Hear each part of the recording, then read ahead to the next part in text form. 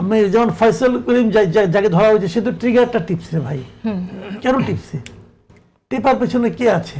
ফয়সাল যদি বলে, ধরা যাক বললো উনি 5 জন লোকের নাম বললো, 5 জনকে আপনি যে ঝটপট যে ধরে ফেলাবেন যে আমাকে অমুক নেতা বলেছে, অমুক দল বলেছে, অমুক দল টাকা দিয়েছে বলেছে তুমি এটা করো, তাহলে আমার নির্বাচনটা পেছে 200 মুখতে বলে। এখন আবার এটা তো মাথায় রাখতে হবে ওই লোকটা কিন্তু খুনি, খুনির কথায় কি আপনি বিশ্বাস করবেন? তথ্য প্রমাণ ছাড়া তথ্য খুনি তো বলে দিল, যখন আমার নামে করে দিল, অথচ তো বলো আবার টাকা দিছে, হাদিকে মারো, বিশ্বাস করবেন? আগে পরে তো আপনি ইন্ডিয়াতেও ছিলেন। আমি তো আবার টাকার বস্তা নিয়ে গেছিলাম বলে বিভিন্ন জায়গায় দেখাও গেছে, দেখা গেছে। যদি বলে এখন তার কথা আপনি কতটুকু বিশ্বাস করবেন? কিন্তু যদি তার মধ্যে বলানো যায়, এটা নিয়ে কিন্তু রাজনীতি হবে রে ভাই। এবং এটা কবে হয়তো আপনি খেয়াল করেন, হাদিকে মারা হয়েছে কবে? যেদিন জাতীয় সংসদ নির্বাচনের তফসিল ঘোষণা করা হয়েছে তার ঠিক পরের দিন। এবং তখন মানে এই বিচার না হলে পরে আপনার নির্বাচন হবে না, এমন কথা অনেকে বলেছে। ইনকিলাব মঞ্চ বলেছে। আমি যে এখানে যখন নাকি আমাদের ফুয়াদ ভাই বলতেছিলেন, তখন আমি গুগলে সার্চ করছিলাম, আমি ওখানে দেখলাম যে ইনকিলাব মঞ্চের পক্ষ থেকেও একটা ভিডিও আছে, সেখানে বলা হয়েছে এই দেখেন যে হাদি হত্যার বিচার না হলে কোনো নির্বাচন হবে না। ইনকিলাব মঞ্চ তারা ভিডিওতে বলেছে। তো ইনকিলাব মঞ্চ কিন্তু নির্বাচনে অংশ নেয়নি, তাদের কোনো প্রার্থীও নাই, তাহলে তারা নির্বাচন হবে না। আবার দেখলাম খেলাফত মজলিসের একজন এক নেতা, নেত্রকোণের এক নেতা, সেও বলছে যে হাদি হত্যা বিচার না হলে নির্বাচন হবে না।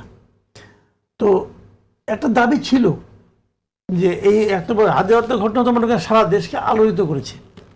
এখন এই ঘটনার প্রেক্ষিতে একটা দাবি কিন্তু উঠেছিল যে নির্বাচনটা পিছিয়ে দেওয়া যায় কিনা, নির্বাচনটা এই মুহূর্তে না করা যায় কিনা, কিন্তু এটা খুব একটা পানি পায় নাই আর কি, হালে পানি পায় নাই, যার ফলে নির্বাচনটা হয়ে গেছে।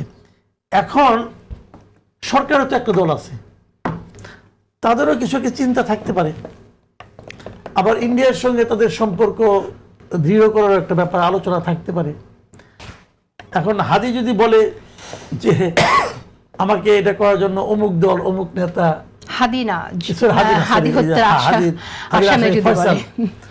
ফয়সাল যদি বলে যে আমাকে অমুক নেতা বলেছে, অমুক দল বলেছে, অমুক দল টাকা দিয়েছে বলেছে তুমি এটা করো, তাহলে আমার নির্বাচনটা পেছে 200 মুখতে বলে। এখন আবার এটা তো মাথায় রাখতে হবে ওই লোকটা কিন্তু খুনি, খুনির কথায় কি আপনি বিশ্বাস করবেন? তথ্য প্রমাণ ছাড়া খুনি তো বলে দিল, যখন আমার নামে করে দিল, অথচ তো বলো আবার টাকা দিছে, হাদিকে মারো, বিশ্বাস করবেন? আগে পরে তো আপনি ইন্ডিয়াতেও ছিলেন। আমি তো আবার টাকার বস্তা নিয়ে গেছিলাম বলে বিভিন্ন জায়গায় দেখাও গেছে, দেখা গেছে। যদি বলে এখন তার কথা আপনি কতটুকু বিশ্বাস করবেন? কিন্তু যদি তার মধ্যে বলানো যায়, এটা নিয়ে কিন্তু রাজনীতি হবে রে ভাই। তো আমার কথাটা আমি ঠিক এই জায়গাটায় আসবো আপনার কাছে, এই যে এটা নিয়ে রাজনীতি হবে সেটা আপনি খুবই গুরুত্বপূর্ণ কথা বলেছেন। আমরা সত্যটা কি করে জানতে পারি তাহলে? সেক্ষেত্রে যেটাকে নিয়ে প্রশ্ন হবে না সে বিষয়টা কথা। ধরা যাক বললো উনি 5 জন লোকের নাম বললো, 5 জনকে আপনি যে ঝটপট যে ধরে ফেলাবেন, এটার উপর ডিপেন্ড করে এটা উচিত হবে। অথবা 15 দিন কিন্তু ওখানে রিমান্ডে থাকবে, এই 15 দিনে কি ওখান থেকে কিছু কিছু খবর ওদের মিডিয়া প্রকাশ করবে না? ওইটাতে প্রকাশ করবে, ওইটার মধ্যে ওদের রাজনীতি আছে কিনা এইটাই আপনি বুঝবেন কেমন করে। এখানে কিন্তু জটিলতা শুরু হয়েছে, অনেকের কিন্তু ঘুম হারাম, অনেকের ঘুম এরই মধ্যে হারাম হয়ে যাবে আগামী কয়েকদিন, যে কি বলবে। তবে আমি একটা কথা বলি, ঘুম হারাম হোক আর হোক, হালাল হোক, এটা কিন্তু কাদের ঘুম হারাম বলে মনে হয় আপনার? অনেকেরই হতে পারে, আপনারও হতে পারে, আমারও হতে পারে। ওনারা তো পলিটিশিয়ান, ওনাদের নাম বললাম না, বললে আবার কেউ দেয় আমারও তুমি দেখাই দিলে কেন? আচ্ছা বরং আমি আমার উপরে নিলাম, ফুয়াদ ভাই তো আমাকে আমার উপরে থাকাটা যে জাস্টিফিকেশন আছে, এটা উনি বললেন, অসুবিধাটা কি আছে? তো আমি বলছি আচ্ছা না, ব্যাপারটা হলো কি, এটা কিন্তু ভাই আতঙ্কে হতে পারে হারাম, তাই না? তখন কেন হবে, কোথায় এসে পড়বে কেউ তো জানে। তেহরানের মতো, তেহরানে যে কার পাশে এসে বোমা পড়বে কেউ জানে না, সবারই কিন্তু ঘুম হারাম, তো ওরকম আর কি। তো এখন আমার কথা হলো কি, তারও চেয়ে বড় কথা কি জানেন, দেখেন এই ঘটনার পেছনে কেউ না কেউ আছে, এগুলো সবচেয়ে বড়।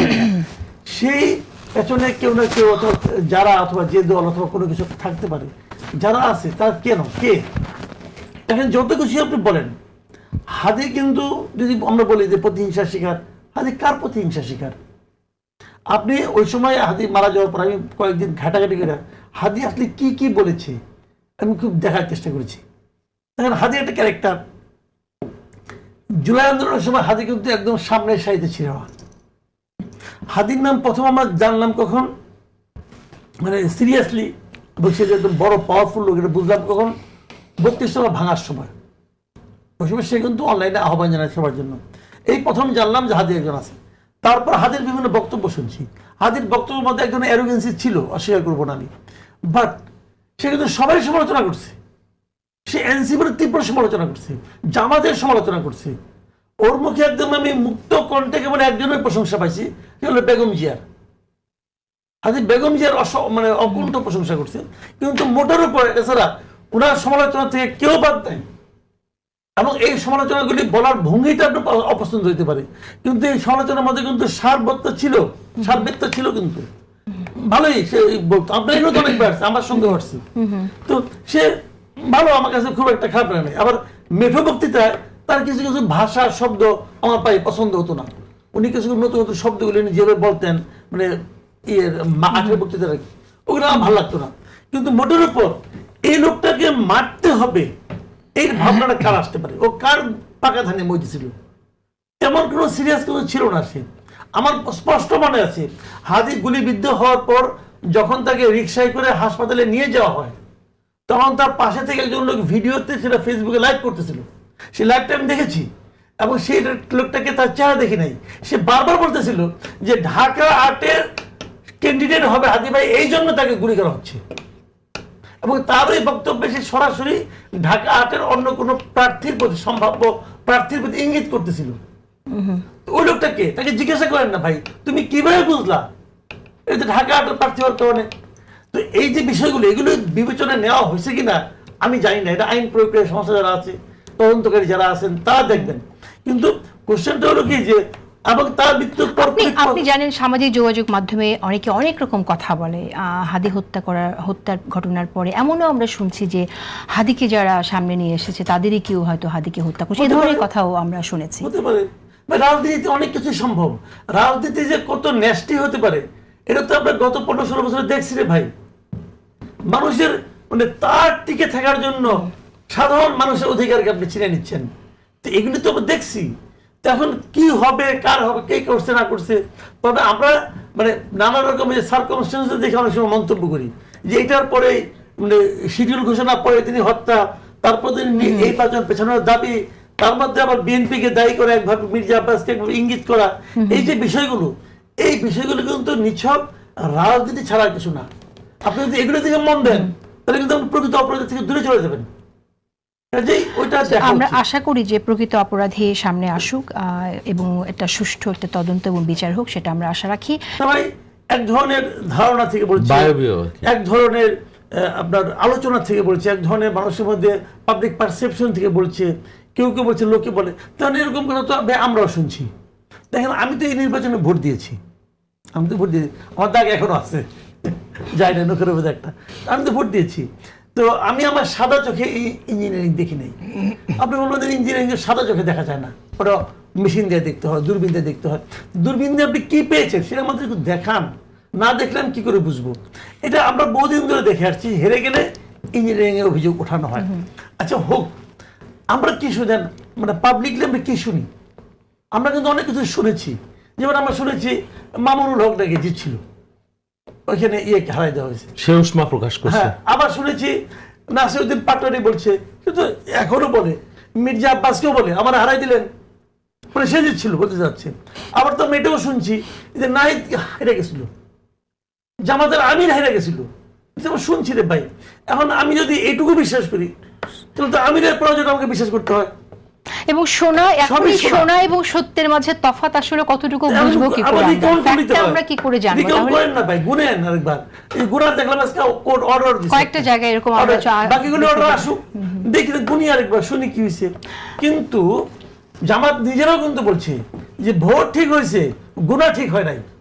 এটা কিন্তু জামাত অনেক কথা বলছে। যেমন পারভেজ সাহেব বলতেছে যে কথাগুলি, এখন পারভেজ সাহেব যে জিততো এই কথা কইতো না তো ভাই, তখন পারভেজ সাহেবের যে হাঁটতো সে বলতো।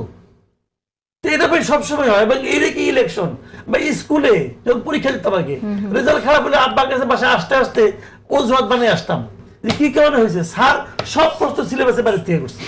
বলতাম এগুলো আমরা, বললাম তাদেরকে মাইকটা একটু কম খাওয়া যায়, এটা তুমি হয়েছে রে ভাই। কিন্তু সিলেবাসের বাইরের কথা তো না, এটা ইলেকশন ইঞ্জিনিয়ারিং এর একটা গুরুতর একটা অভিযোগ এবার এসেছে। 7ই মার্চের ভাষণের যে মর্মার্থ, সেটা তো আসলে প্রত্যেকটি কথা, সেটার বিরোধী রাজনীতি আসলে আওয়ামী লীগ করে গেছে বা ছাত্রলীগের কর্মীরা করে গেছে বিভিন্ন সময়ে। এখন আবার তাদেরকে তারা যখন 7ই মার্চে ব্যবহার করছে, যেমনটা আমরা কথা বলছি, আবার তাদেরকে এভাবে যে হামলা করা, সন্দেহ করে পিটিয়ে করা, আপনি কিভাবে দেখছেন আসলে? তাহলে সমাধানটা কিভাবে হবে এখানে? সমাধানটা হলো এখানে, আমি বলি আপনাকে, বঙ্গবন্ধু শেখ মুজিবুর রহমান বলেন অথবা তার 7ই মার্চের ভাষণ বলেন, সব কিছুকে আওয়ামী লীগ অপব্যবহার করেছে নিজেদের স্বৈরাচারী শাসনকে দীর্ঘায়িত করার জন্য। তারা এগুলি করেছে, দিনের পর দিন করে গেছে, মুক্তিযুদ্ধকে তাদের নিজস্ব সম্পত্তি বানাইছে। এগুলি অন্যায়। এখন প্রশ্নটা হলো, তারা এই অন্যায়টা করার কারণে মুক্তিযুদ্ধ বলেন অথবা 7ই মার্চ বলেন অথবা বঙ্গবন্ধু বলেন, তার স্বাধীনতা যুদ্ধে তার ভূমিকার কথা বলেন, এগুলো কি অর্থহীন হয়ে গেল? এগুলো কি গুরুত্বহীন হয়ে গেল? আমি তা মনে করি না। এটা হতেই পারে তারা আবার ফিরে আসার জন্য ওই কার্ডটা, ওই লেবাসটা তারা গ্রহণ করেছে, হয়তো এর মাধ্যমে তারা ফিরে আসতে চায়।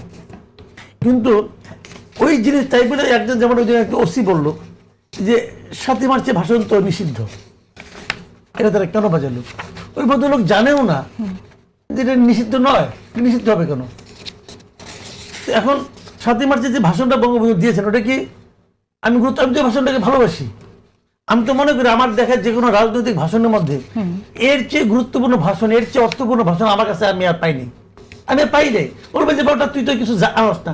জানি না, আমি জানি না, আমি না জানা নিয়ে ওটুক জানি। তো এই না জানা নিয়ে যে ওটুক জানি, আমার এই জানাটাকে, এই শ্রদ্ধাটাকে, এই আবেগটাকে আপনি অস্বীকার করতে পারবেন? আপনি কোন আইনে ইগনোর করবেন? কোন আইনে আপনি আমাকে আটকাবেন? তো এটা তো আমি মনে করি ঠিক না। কতগুলি মীমাংসিত বিষয় আগের গভর্নমেন্ট গায়ের জোরে অনেকগুলি দিবস বাদ দিছে। দেখ, এটা মনে করেন শেখ হাসিনার জন্মদিন, অমুক তুমুক, ওইগুলি তো শেখ হাসিনা জোর করে আনছিল ওখানে, ওই ঠিক করেনি সে কাজগুলো, ওগুলি বাদ দিচ্ছে, ভালো করছে। 7ই মার্চের ভাষণকে বাদ দিতে হবে কেন জাতীয় দিবস হিসেবে? জাতীয় দিবস, জাতীয় চা দিবস আছে, চা দিবস থাকতে পারবে, আর 7ই মার্চের ভাষণ রাখতে পারবে না, যেটা নাকি ইউনেস্কো গ্রহণ করছে। তো ভাই এগুলি হলো কি জানেন, ওই সময় যে জিনিসগুলো হয়েছে সেগুলো হলো প্রতিহিংসা জাত সিদ্ধান্ত। ওইখান থেকে আমি মনে করি এটা বেরিয়ে আসতে হবে। আপনাকে আমি বলছি না যে রাষ্ট্রীয়ভাবে আপনি এটা পালন না করলে বিশাল কোনো ক্ষতি হয়ে যাবে, এটা আমি বলছি না। রাষ্ট্রীয়ভাবে এই সমস্ত দিবস পালন না করলে কি আসে যায়? কত দিবসই তো পৃথিবীতে আছে, হাত ধোয়া দিবস আছে। আমার এগুলি দরকার নেই তো কোনো কিছু, মানেন না আপনি।